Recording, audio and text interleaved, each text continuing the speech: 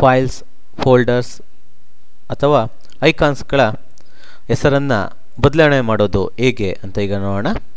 ಇಲ್ಲಿ ಇನ್ಯಾ ಟ್ರಸ್ಟ್ ಅಂತ ಒಂದು ಫೋಲ್ಡರ್ ನೇಮ್ ಇದೆ. ಇದನ್ನು ನಾನು SK ಅಂತ ನಾನು ಬದಲಾವಣೆ ಮಾಡಬೇಕು ಹೆಸರನ್ನು. ಬಹಳ ಸುಲಭ. ಮೊದಲು ಇದ್ರ ಮೇಲೆ ಲೆಫ್ಟ್ ಬಟನಲ್ಲಿ ಒಂದು ಸಲ ಕ್ಲಿಕ್ ಮಾಡಿ. ಈಗ ನಂತರ ರೈಟ್ ಬಟನ್ನ ಕ್ಲಿಕ್ ಮಾಡಿ.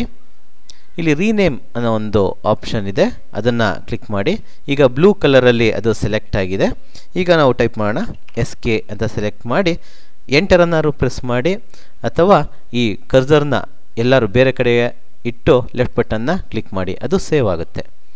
ಅದೇ ಥರ ನುಡಿ 5.0 ಇದೊಂದು ಐಕಾನು. ಇದನ್ನು ನಾನು ನುಡಿ 4.0 ಆಗಿ ಹೆಸರನ್ನು ಬದಲಾವಣೆ ಮಾಡಬೇಕು. ಅದೇ ರೀತಿ ಮೊದಲು ಲೆಫ್ಟ್ ಬಟನ್ನ ಒಂದು ಸಲ ಕ್ಲಿಕ್ ಮಾಡಿ, ನಂತರ ರೈಟ್ ಬಟನ್ನ ಕ್ಲಿಕ್ ಮಾಡಿ ಅದ್ರ ಮೇಲಿಟ್ಟು ಇಲ್ಲಿ ರೀನೇಮ್ ಅನ್ನೋದಿದೆ, ಅದನ್ನು ಕ್ಲಿಕ್ ಮಾಡಿ. ಈಗ ಸೆಲೆಕ್ಟ್ ಮಾಡಿಕೊಂಡು ಆ್ಯರೋ ಮಾರ್ಕಲ್ಲಿ ನೋಡಿ 5 ಇದನ್ನು 4 ಮಾಡ್ತಾಯಿದ್ದೀನಿ. 4 ಮಾಡಿ ಮೌಸ್ ಕರ್ಸರ್ನ ಬೇರೆ ಕಡೆ ಇಟ್ಟು ಕ್ಲಿಕ್ ಮಾಡಿ. ಈಗ ನೋಡಿ 4.0 ಆಯಿತು. ಹೀಗೆ ನಾವು ಪ್ರತಿಯೊಂದು ಫೋಲ್ಡರ್ಸ್ ಆಗಿರ್ಬೋದು, ಫೈಲ್ಸ್ ಆಗಿರ್ಬೋದು, ಐಕಾನ್ಸ್ಗಳಾಗಿರ್ಬೋದು, ನಾವು ಹೆಸರನ್ನು ಬದಲಾವಣೆ ಮಾಡುವುದನ್ನು ಈ ರೀತಿ ನಾವು ಕಾಣ್ತೀವಿ. ಧನ್ಯವಾದಗಳು.